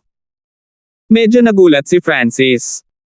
Ang mga panloob na disipulo ay may napakataas na katayuan sa espiritual na lahi, at si Francis ay naging isang periphery na disipulo lamang, kaya ayaw niyang gumawa ng masyadong malaking kaguluhan. Ngunit kung ang isang panloob na disipulo ay talagang gustong subukan ang isang bagay sa kanya, hindi magiging magalang si Francis. Haha, bata, talagang kawili-wili ka. Matapang at baliw. Inamin ng Polo na ito ang pagkatalo. Napabuntong hininga si Polo, nagniningning ang kanyang mga mata sa papuri. Nanlamig ang mukha ni Francis, hindi nangyari ang sitwasyon gaya ng kanyang hinulaan. Naniniwala rin ang mga kalapit na disipulo sa paligid na dumating si Polo upang guluhin si Francis, ngunit ang kanyang mga salita ay nagpagulo sa kanilang isipan. Sinundan ni Polo si Francis sa bagong tirahan ni Francis. Kahit na hinahangaan ko ang iyong katapangan at katapangan, wala kang pagkakataon kay Angelica, diretsyong sabi ni Polo, ang tono nito ay nagpapahiwatig na hindi siya nagbibiro at medyo seryoso. Wala kang ideya. Halos lahat ng namumukod tanging panloob na mga disipulo ay sumusunod kay Angelica. Siyempre, wala rin silang pagkakataon. Ang tanging mga tao na may pag-asa na makasama si Angelica ay ang mga pangunahing disipulo. Tama iyon, narinig ko na napilayan mo si Hongyi. Ang kanyang nakatatandang pinsan ay isa sa pinakanamumukod tanging mga disciple sa loob ng Force. 1245. Si Hongyi ay ang berdeng balat na kabataan na natalo ni Francis ilang araw na ang nakalipas. Ang kanyang nakatatandang pinsan ay isang namumukod tanging panloob na disipulo na matagal nang nakapasok sa antas ng tunay na Diyos at isa ng ranggo ng ika-4 na tunay na Diyos. Bakit mo sinasabi sa akin ang lahat ng ito? Tahimik na tanong ni Francis pagkatapos pakinggan ang lahat. Si Francis ay lubusang naguguluhan kung bakit ang inner disciple na si Polo ay hahanapin siya at bigyan siya ng napakaraming payo. Bilang isang quasi-god na kahanga-hanga, hindi mo iniisip na maging isang alagad ng manggagawa upang ituloy si Angelica. Lubos akong humahanga sa iyong pag-uugali. Malamang na mayroon kang taos-pusong pagmamahal kay Angelica. Seryosong sabi ni Polo. Pangalawa, sinaktan mo ang pinsan ni Hongyi, si Lucian, at sa mga panloob na disipulo, nagkataon na ako ay nakatayo laban kay Lucian. Dumating ako sa pagkakataong ito upang tingnan ka at tingnan kung mayroon kang anumang pag-asa na maging bahagi ng aking panig. Ipinaliwanag ni Polo ang kanyang pangalawang dahilan. Ang mga salungatan sa loob ng panloob ng mga disipulo ay hindi kapani-paniwalang mabagsik, dahil nauugnay sila sa kanilang mga pagkakataon na maging mga pangunahing disipulo. Kung si Francis ay may lakas at potensyal na maging isang inner disciple, kailangan ni Polo na mauna sa karamihan at hilahin si Francis sa kanyang tabi. Tumango si Francis. Tila hindi nagkataon na hinanap siya ni Polo. Gayunpaman, wala siyang pakialam sa pakikibaka sa pagitan ng mga panloob na disipulo ng lahing espiritual. Ano naman sayo? Hindi mo ba sinusubukang ligawan din si Angelica? Curious na tanong ni Francis. I suppose I am. Kailangang mag-isip ng kaunti si Polo bago sumagot. Walang sino man ang hindi nagmamahal sa isang babae na parehong may talento at napakarilag, ngunit alam ni Polo na hindi niya kailanman makukuha ang pabor ni Angelica. Kaya, wala siyang pagnanais na humakbang sa kumunoy na iyon. Ngunit ang kanyang ama ay gumugol araw-araw na hinihimok siya na ituloy si Angelica, na patuloy na nagdadaldaw tungkol sa kapalaran at tadhana at sino ang nakakaalam. Baka magustuhan ni Angelica ang kanyang anak.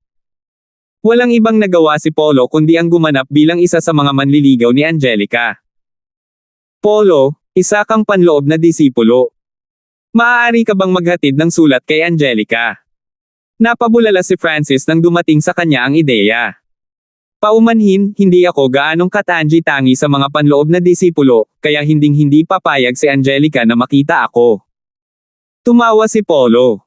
Sa kabila ng lahat ng sinabi niya, nakatakda pa rin si Francis na habulin si Angelica. Ibinaba ni Francis ang kanyang ulo, na pagtanto na minamaliit niya ang katayuan ni Angelica sa spiritual race. Sa iyong kasalukuyang katayuan, maaari kang makipagkita kay Angelica sa susunod na ilang dekada, ngunit ngumiti si Polo, iniwan si Francis na nakabitin. Ngunit ano? Napagtanto ni Francis na may plano si Polo. Ngunit kamakailan, ang ilan sa mga pangunahing disipulo ng lahing espiritual ay nag-uusap tungkol sa pagdaraos ng isang komperensya. Nag-imbite sila ng maraming mga pangunahing disipulo at panloob na mga disipulo. Ngumiti si Polo.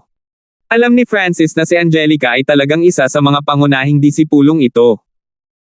Kuya Polo, isama mo ako. Nag-iba ang mukha ni Francis nang agad niyang hiniling.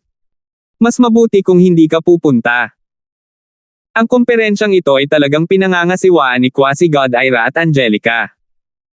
Ito ang dalawang diyosa ng espiritual na lahi.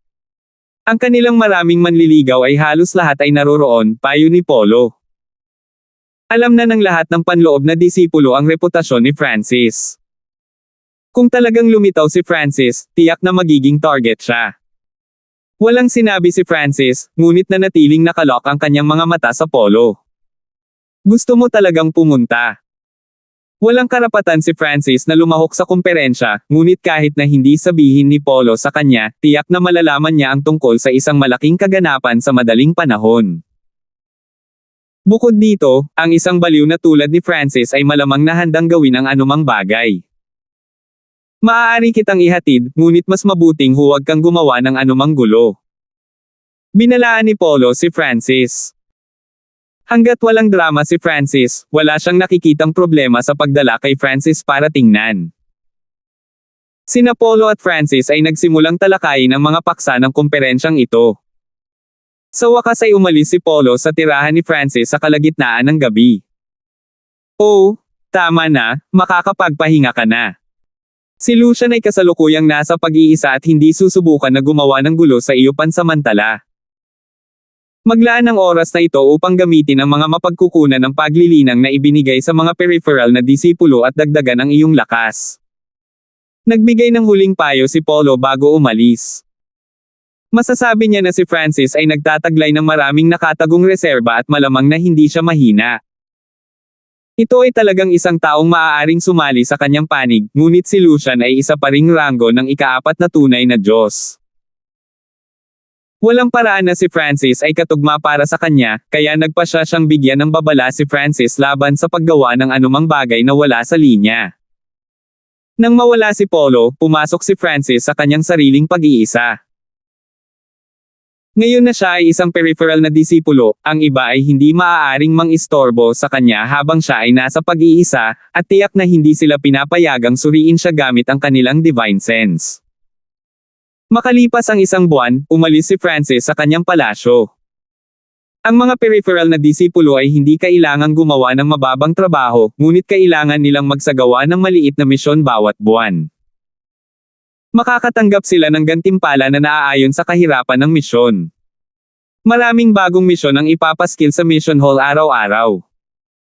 Ang mga antas ng kahirapan ay mula sa antas ng demigod hanggang sa isang rank 7 ancient god na ang mga dibisyon ay napakahigpit.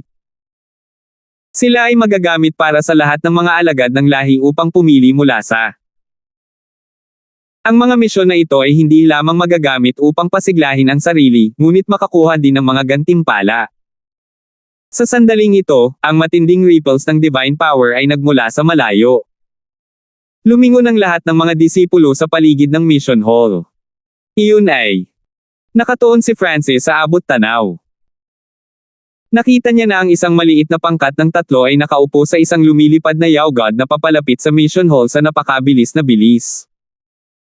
Ang espiritual na lahi ay may tuntunin na ang mga ordinaryong disipulo ay hindi maaaring sumakay ng mga lumilipad na bundok sa loob ng espiritual na lahi.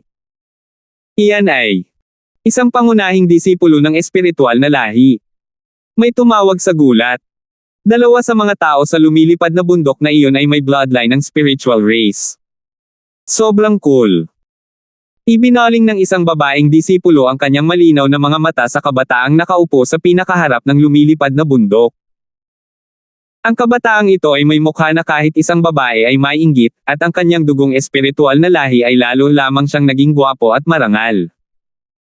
Ngunit sa sandaling ito, ang kabataang ito ay nakatingin mismo kay Francis.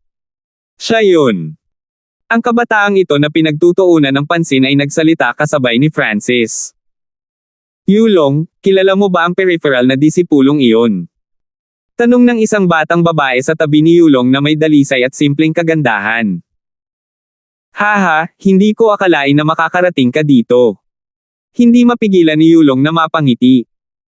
Sinundan niya ang kanyang amo nang bumaba sila sa Continent Zone. Noong inaalis nila si Angelica, talagang hindi niya masyadong pinapahalagahan si Francis. Gayunpaman, talagang nagawang umasa ni Francis sa kanyang sariling mga kakayahan upang makapasok sa espiritual na lahi, kahit na maging isang peripheral na disipulo. Ito ay patunay na si Francis ay hindi tanga. Natigilan ang lahat sa paligid ng mission hall. Ang karamihan sa kanila ay kinuha si Francis bilang isang quasi-god na gumawa ng paraan mula sa pagiging isang manggagawang disipulo sa kanyang pagtugis kay Angelica. Hindi nila inaasahan na makikilala ni Francis si Yulong, isang pangunahing disipulo ng espiritual na lahi at isa sa mga tunay na kababalaghan nito. Ngunit ang kasalukuyang ikaw ay hindi gaanong bagay para kay Senior Sister Angelica. Sa walang pakialam na komentong ito, tumungo si Yulong sa mission hall. Nagkagulo ang mga tao sa paligid dahil tila ang pagtugis ni Francis kay Angelica ay hindi lang isa o dalawang araw na pangyayari. Ang batang ito ay malamang na sinusubukang ligawan si Angelica sa mahabang panahon. Napakaklingi. Tula ko lang na sumusubok na kumain ng laman ng sisni. Ang mga kalapit na alagad ay hindi maiwasang magkomento sa bagay na ito. Pagkaraan ng ilang oras, si Yulong at ang iba pang dalawang disipulo ay natapos nang matanggap ang kanilang mga gantimpala at lumabas mula sa bulwagan. Binigyan ni Yulong si Francis ng walang pakialam na tingin bago umalis. Ang babaeng spiritual race na may dalisay at simpleng kagandahan ay nagbigay ng ngiti kay Francis at lumapit sa kanya. Ilang araw na lang ang conference. Mas mabuting magpakita ka na. Nag-message sa kanya ang dalaga habang dumadaan. Manem. Napuno ng pabangong pambabae ang ilong ni Francis nang maramdaman niyang may lumitaw na bagay sa kanyang kamay. Habang nagmensahe sa kanya ang spiritual race girl, palihim niyang inilagay ang isang imbitasyon sa kanyang kamay. Nagulat si Francis sa imbitasyon habang pinapanood ang pag-alis ng babaeng spiritual race. 12:46. Nang makaalis na ang tatlong pangunahing disipulo, nagsimulang mag-usap ang mission hall. Bakit napakalapit ni Diane kay Francis? Si Diane at Angelica ay may magandang relasyon. Talagang binabalaan niya si Francis na ihinto ang pagsisikap na makisali kay Angelica. Marami sa mga tao sa karamihan ang nagsimulang punahin si Francis. Walang nakakaalam na, nang si Diane ay nakalapit kay Francis, isang imbitasyon ang lumitaw sa kamay ni Francis, at walang nakapansin na agad na inilagay ni Francis ang imbitasyon na ito sa kanyang interspatial dimension. Tinutulungan ako ng taong iyon. Si Francis ay namangha. Mula sa pag-uusap ng mga disipulo sa paligid niya, alam ni Francis na itong babaeng spiritual race na tinatawag na Diane ay tila may mabuting pakikitungo kay Angelica. Gayunpaman, kung gustong tulungan ng babaeng ito si Francis, bakit hindi na lang niya sinabi kay Angelica ang tungkol sa kanya sa halip na dumaan sa problemang bigyan siya ng imbitasyon? Maliban doon, pagkatapos ng kanyang maikling pakikipag-ugnayan kay Yulong, sa wakas ay naunawaan ni Francis kung gaano kalakas si Yulong. Rango 5 tunay na Diyos. Nakaramdam si Francis ng lamig sa kanyang puso. Si Yulong ay hindi pa masyadong matanda. Ang pagkakaiba sa edad sa pagitan niya at ni Francis ay halos walang kabuluhan. Sa kanyang kasalukuyang antas ng lakas, hindi natakot si Francis sa rank 5 True Gods, ngunit mayroon din si Yulong ng kanyang spiritual race bloodline, na nagbigay daan sa kanya na makipaglaban sa rank 6 True Gods. Kung susubukan ko para sa Heavenly Divine Realm sa aking kasalukuyang antas, mayroon akong 50% pagkakataon na maabot ang rank 5. Si Francis ay hindi nasaraan ng loob. Kapag matagumpay siyang nakapasok sa Heavenly Divine Realm, hindi na niya kailangang matakot kay Yulong. Bukod dito, hindi pa natatapos ni Francis ang mga huling antas ng kanyang Sacred Lightning Body at 5 Elemental Wind Lightning Technique. Kaya, kailangan pa ring maghintay ni Francis hanggang sa makumplito niya ang dalawang discarding ito bago pumunta sa Heavenly Divine Realm. Sa oras na iyon, mas magiging kumpiyansa siya na maging rank 5 True God. Matapos makapasok sa mission hall, pinili niya ang pinakamadaling misyon at natapos ito sa loob ng 3 araw. Pagkatapos ay bumalik si Francis sa kanyang tirahan at pumasok sa pag-iisa. Isang araw, muling bumisita si Polo. Let's go! Dadalhin kita para maranasan ang Conference of Inner Disciples at Core Disciples. Di nagtagal ay dumating si Francis sa Inner Disciple Living Area, kung saan ang Heaven-Earth Yuan Chi ay mas makapal na concentrated. Ang bilang ng mga tao sa lugar ng panloob na disipulo ay napakaliit, dahil ang karamihan sa mga panloob na disipulo ay umalis na para sa kumperensya. Hindi nagtagal bago dumating si Francis sa Core Disciple Living Area. Ang mga pangunahing disipulo ay ang tunay na focus ng pagsasanay at mga mapagkukunan ng espiritual na lahi. Ang bawat pangunahing disipulo ay tatanggap ng napakalaking proteksyon at pag-aalaga mula sa espiritual na lahi. Mayroong ilang mga pangunahing disipulo na mas mahina pa kaysa sa mga periphery na disipulo, ngunit ang kanilang potensyal ay top class. Sa sapat na oras, magiging mga eksperto sila. Ilang sandali pa, dumating si Francis sa isang malinaw na lawa. Ang lawa ay pinagsasalo-salo ng maliliit na tulay, daanan, at mga pavilion. Maraming kabataan at mahuhusay na figures sa mga tulay at landas na ito, na nag-uusap sa maliliit na grupo. Kuha si God Ira at Angelica ang pangunahing tauhan ng conference na ito. Hindi sila darating ng ganoon kaga. Nakita ni Polo na inis ka ni Francis ang karamihan at agad na tumawa at nagpaliwanag. Dinala kita rito para masilip mo si Angelica at makita mo rin kung gaano kalakas ang iyong kompetisyon para talikuran mo ang ideyang ito. Tandaan, huwag kang gumawa ng anumang gulo. Nagbabala si Polo bago sila sumali sa kumperensya. Bahagyang kumunat ang noo ni Francis. Natural na hindi niya sasaktan ang isang tao nang walang provokasyon, ngunit ang ilang bagay ay sadyang hindi maiiwasan. Pagkatapos ay humakbang ang dalawa sa maliliit na tulay na tumatawid sa lawa.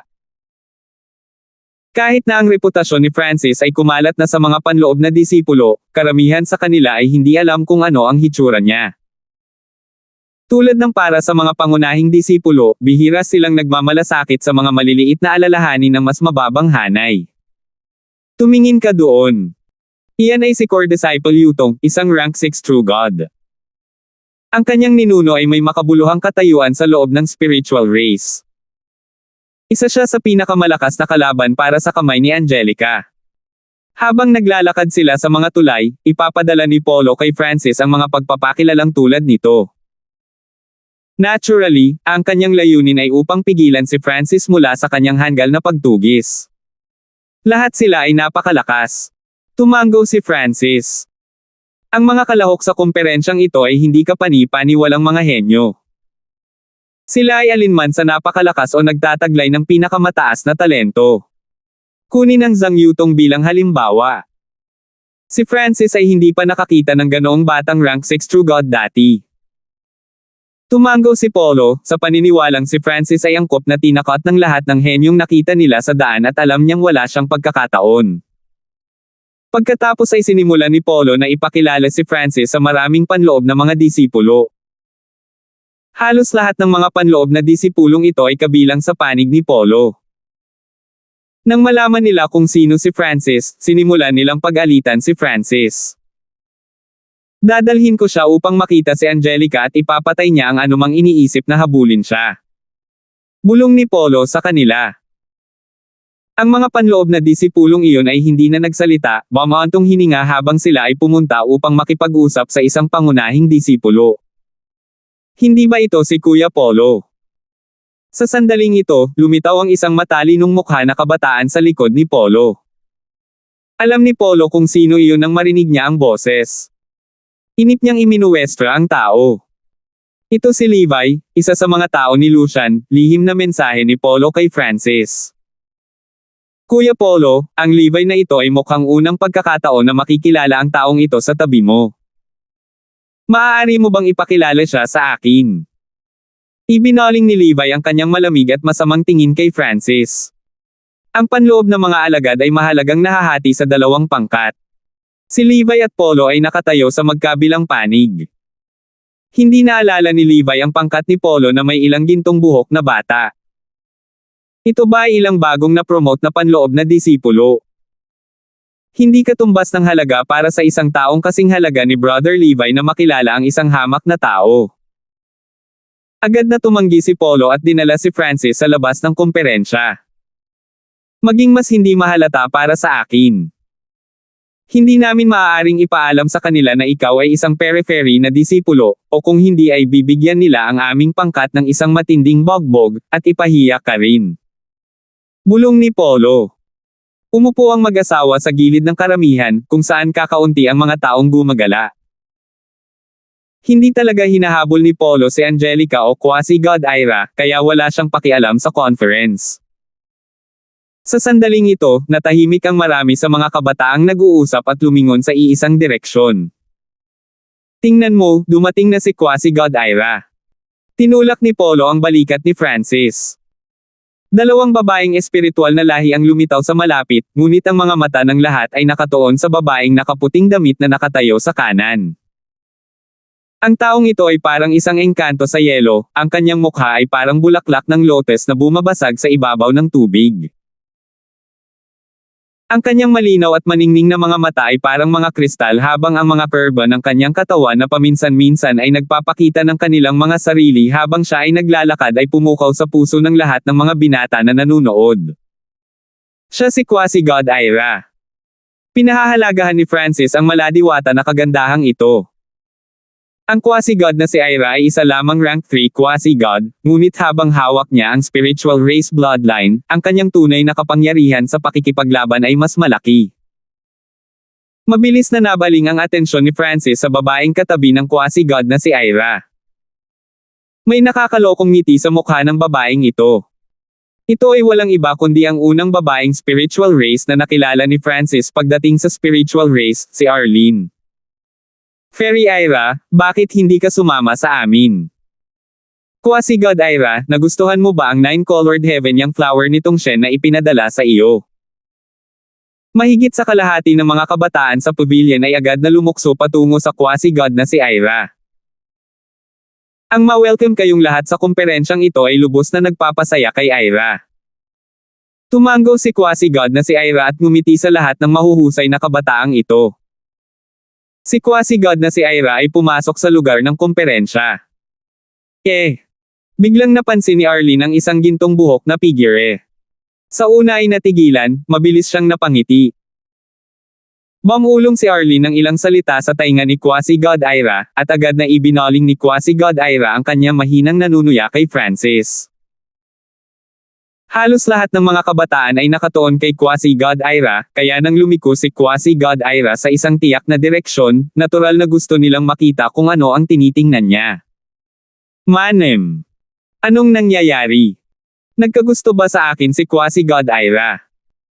Sa tabi ni Francis, agad na naramdaman ni Polo na nagsimulang kumabog ang kanyang puso sa kanyang dibdib. Hindi siya isa sa mga humahabol sa quasi-god na si Ira dahil alam niyang wala siyang pagkakataon, ngunit kung ang quasi-god na si Ira ay magustuhan siya, magiging masaya lang siyang tanggapin. Hindi ba ito si Francis na gumawa ng paraan mula sa alagad ng manggagawa dahil sa kanyang pagmamahal kay Angelica? Si Arlene ay nagbigay ng mapanlinlang na ngiti, ang kanyang mga mata ay namumungay. Ang mga tao ay nabigla sa mga salita ni Arlene.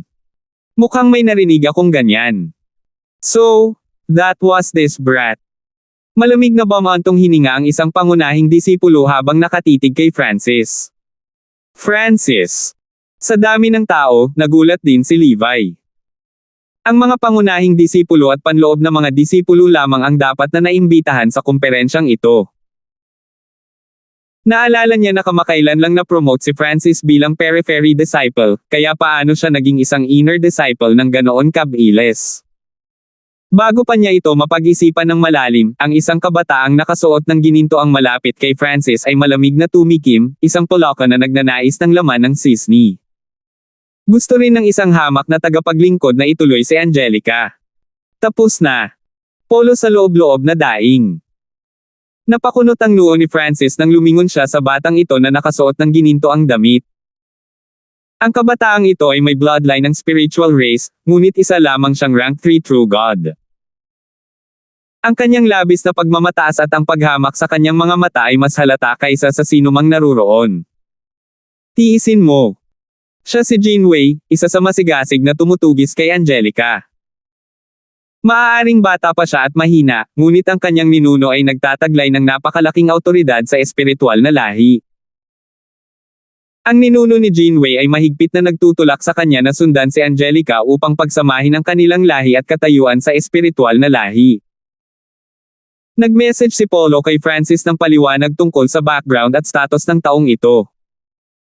Lingkod, mayroon ka bang lakas ng loob na makipaglaban sa akin? Ang matatalo ay kailangang lumabas. Ang pangungutya ni Jinwei ay lalong pinasigla ng pananahimik ni Francis.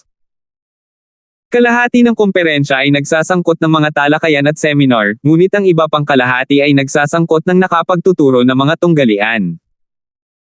Hindi pa nakarating ang lahat, ngunit hinahamon na ni Jinwei si Francis sa isang tunggalian, tinatakot siya gamit ang kanyang kapangyarihan. Maraming mga panloob na disipulo at pangunahing mga disipulo ang tumingin kay Francis ng may malamig na pang-aalipusta at panunuya. Si Jinwei ay tanyag dahil sa kanyang pagmamataas at masungit na pag-uugali. Ang kanyang mga salita ay malupit at masakit, at siya ay walang alinlangan na isa sa pinakamagaling sa kahihiyan ng iba. Bukod dito, ang lahi ni Jinwei ay may napakataas na katayuan sa espiritual na lahi, kaya kahit ang mga pangunahing disipulo ay hindi nang ahas na guluhin siya. Malamig na tinitigan pabalik ni Francis si Jinwei. Kung hindi siya aalis, halos tiyak na ipagpapatuloy siya ng taong ito. Okay. Gusto kong maranasan ang kapangyarihan ng isang pangunahing disipulo. Nang maniwala ang lahat na aalis si Francis ng pabigla-bigla, humakbang siya at tinanggap ang hamon. Sinampal ni Polo ang kanyang sarili sa noo, sa paniniwalang nakagawa siya ng malaking pagkakamali sa pagdadala kay Francis. Fairy Ira, kung hindi ka tatutol, ako na ang bahala sa lingkod na ito bago magsimula ang conference. Ngumiti si Jinwei kay Fairy Ira. Dumating si Ira sa pagkakataong ito para saksihan ang lakas ng lahat ng mahuhusay na tao na naruroon. Ngumiti si Fairy Ira, malinaw na binibigyan siya ng palihim na pag-aproba para sa laban na ito. 12:47. Angelica, bilasan mo. Magsisimula na ang conference. Nag-aalalang sigaw ni Diane. Sa malapit ay isang dalisay at walang katulad na dilag na nakasuot ng violet na damit. Ang kanyang puting nyebe na balat ay kumikinang na may malakristal na kinang, na nagpapalabas sa kanya na parang isang mataas at marangal na engkanto ng yelo. Ngunit ang napakarilag na babaeng ito ay may medyo malungkot na ekspresyon at tila hindi masyadong interesado sa anuman. Walang kinalaman sa akin ang conference. Mukhang hindi nagmamadali si Angelica. Ha! Ito ay isang conference na idinaos ng upper echelons ng spiritual race para sa iyo at sa quasi-god na si Ira. Napakaraming tao ang naghihintay sa iyo. Sumugod si Diane at sinimulang hilahin ang braso ni Angelica, hinihimok siyang bilasan. Hehe, sabi ko kanina may surprise ako para sa'yo sa conference na to. Paanong hindi ka pupunta? Dagdag ni Diane. Hindi naman sa hindi ko kilala lahat ng tao doon. Anong klaseng sorpresa kaya ito? Medyo na-curious si Angelica. Malalaman mo kapag nakarating ka na. Isang misteryosong ngiti ang ibinigay ni Diane. Sa malakristal na clearing sa gitna ng lawa, isang pangunahing disipulo ang nakatayo sa tapat ni Francis. Tumawa si Arlene habang ina-activate niya ang boundary array na pipigil sa labanan sa pagitan ng magkapareha na makaapekto sa iba. Ang lahat ng mga alagad na naruroon ay nagtipon sa paligid ng yugto ng labanan. Walang malakas na bloodline ang batang ito. Walang paraan na malabanan niya ang bloodline ng spiritual race ni Jinwei. Ang ilan sa mga pangunahing disipulo ay walang gaanong interes sa labanang ito. Una, hindi masyadong malakas ang fighting power ng magkabilang panig. Pangalawa, walang suspense sa resulta.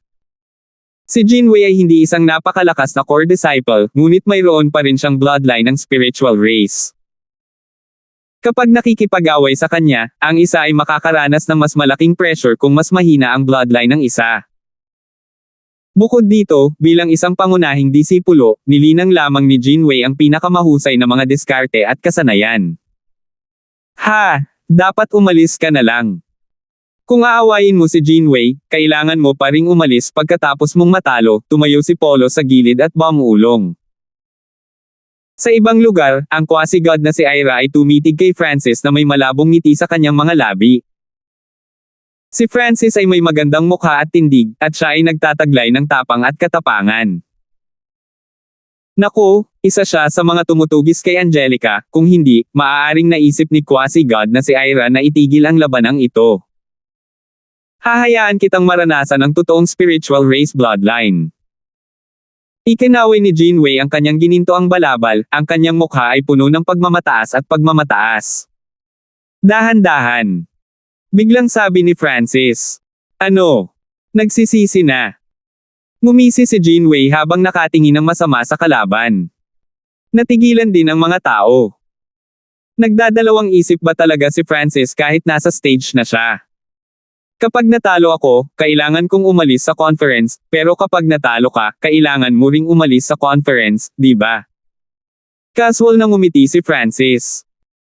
Ang kanyang mga salita ay agad na umani ng paghamak sa karamihan. Masyadong mayabang ang brat na ito. Talagang iniisip niya na siya ang lahat ng iyon. Ang ilang mga panloob na disipulo ay agad na nagsalita upang purihin si Jinwei. Sang-ayon ako sa hiling mo, pero hindi ako ang magpapatalo. Tumawa si Jinwei habang kumpiyansa niyang sinabi. Kung gayon magsimula tayo.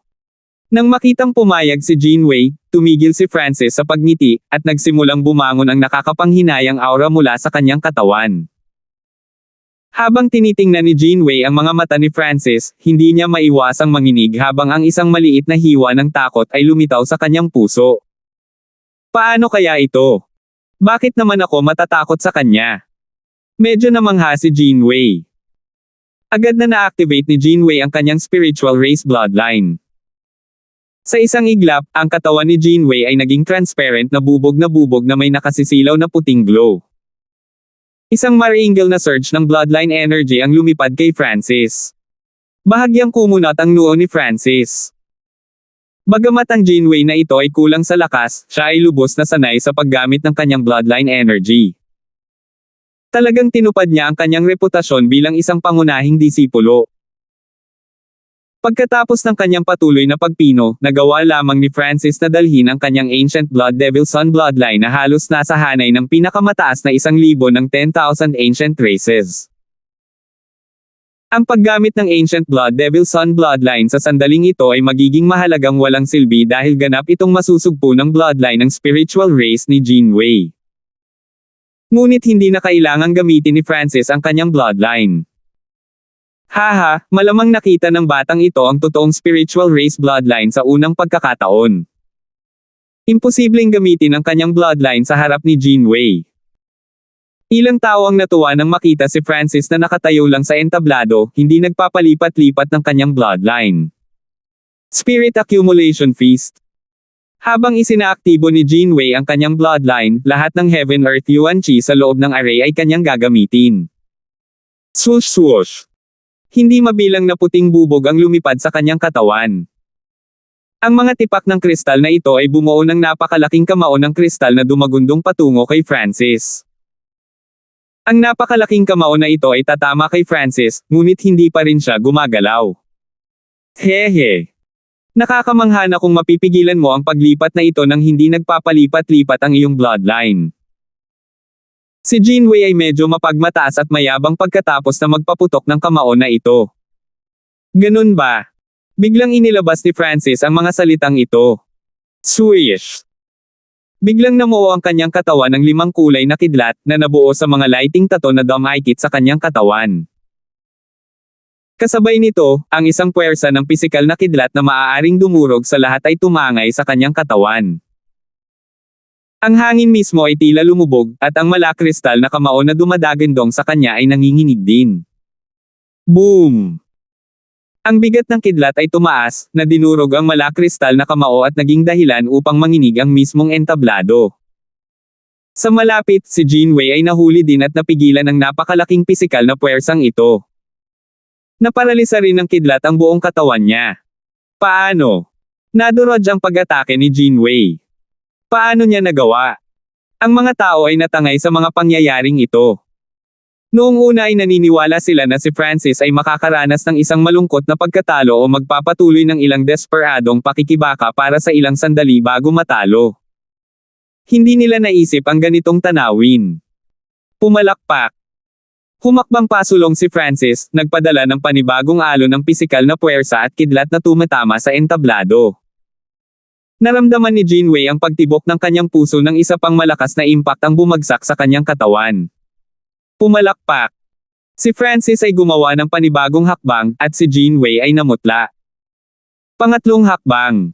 Nagsuka ng dugo si Jinwei. Pang-apat na hakbang. Napaupo si Jinwei sa lupa, nanginginig ang buong katawan. Tahimik ang lahat sa paligid ng fighting stage. Si Francis ay hindi kailanman gumawa ng isang malinaw na pag-atake. Sa paglalakad pa lang, nasugatan niya ng husto si Jinwei, na hindi na nakalaban. Paano ito naging posible? Natuklasan ng maraming pangunahing disipulo na naruroon na imposibleng maniwala na si Francis ay may ganitong uri ng lakas. Ito ba ang lakas niya? Ang bibig ni Polo ay nakabuka ng napakalawak na maaaring ipasok ng isang tao ang isang malaking mansanas dito. Pinigilan sila ng hanay na maramdaman kung gaano kalakas ang aktwal na ginagamit ni Francis, ngunit ang sinumang makapagbibigay kay Jinwei na walang kapangyarihan ay tiyak na hindi mahina. Ang brat na ito. Nakatutok ang mga mata ni Zhang Yutong nang sa wakas ay pinagmasdan niyang mabuti si Francis. Nakatitig din si Fairy Ira kay Francis, sa kanyang gwapong tindig, sa kanyang malamig at walang pakialam na mukha. Ito ay isang kataas-taasang soberanya ng kidlat, malupit na walang katulad. Angelica. Sa sandaling ito, may tumawag mula sa karamihan. Nandito na si Angelica. Napatingin agad ang lahat sa malayo. Isang napakalaking kagandahan, matikas at dalisay, nakadamit ng isang kulay lila na balabal, ay umaanod mula sa malayo. Sa sandaling ito, siya ang pinakamagandang bagay sa mundo. Maging ang quasi-god na si Ira ay natigilan saglit, at pagkatapos ay isang bahid ng inggit ang bumalot sa kanyang mukha. Angelica. Natigilan ang ekspresyon ni Jinwei, at pagkatapos ay umungol, hindi ako matatalo. Hindi niya maihahayag ang ganoong kahabag-habag na anyo sa harap ng kanyang diyosa. Kailangan niyang talunin si Francis. Swish! Isang kristal na espada ang lumitaw sa kanyang kamay, na natatakpan ng malalim at katanji tanging asul na mga linya. Sa sandaling lumitaw ang espadang ito, maging ang mga tao sa labas ng hanay ay napansin ang matalim na layunin ng sword. Nararamdaman pa nila ang ilan sa divine power ng espadang iyon. Ang mga aksyon ni Jinwei ay agad na naging sentro ng atensyon muli. Mataas na kalidad na banal na sandata Celestial Crystal Sword. Agad na sumigaw ang isang pangunahing disipulo. Ang mataas na kalidad na mga banal na sandata ay karaniwang ginagamit ng mga sinaunang Diyos.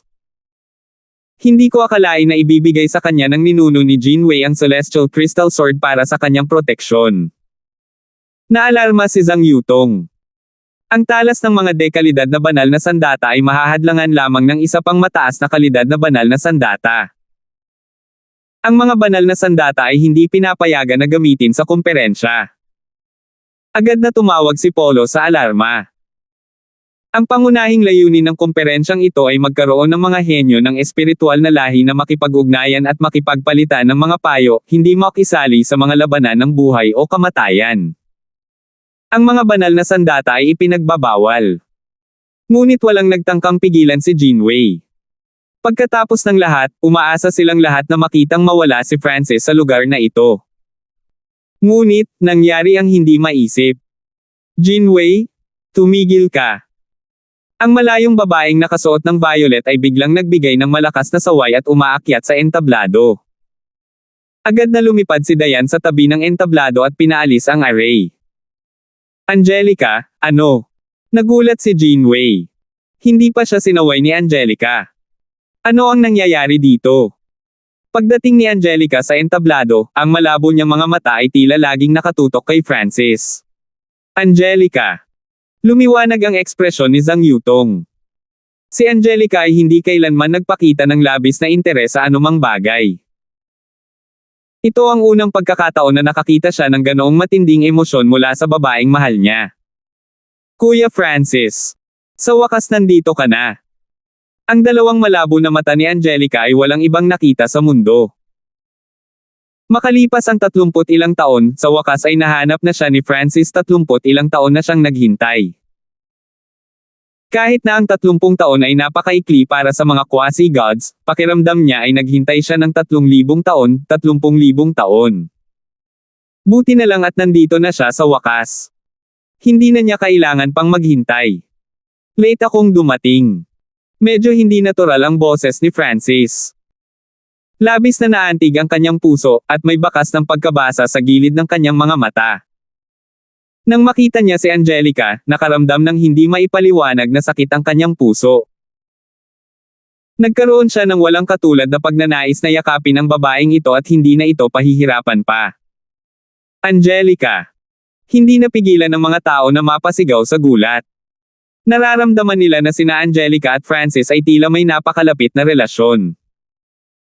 Sa sandaling ito, hinawakan ni Angelica ang kamay ni Francis at sinimulang ihatid siya sa gilid. Pumunta tayo sa ibang lugar at mag-chat.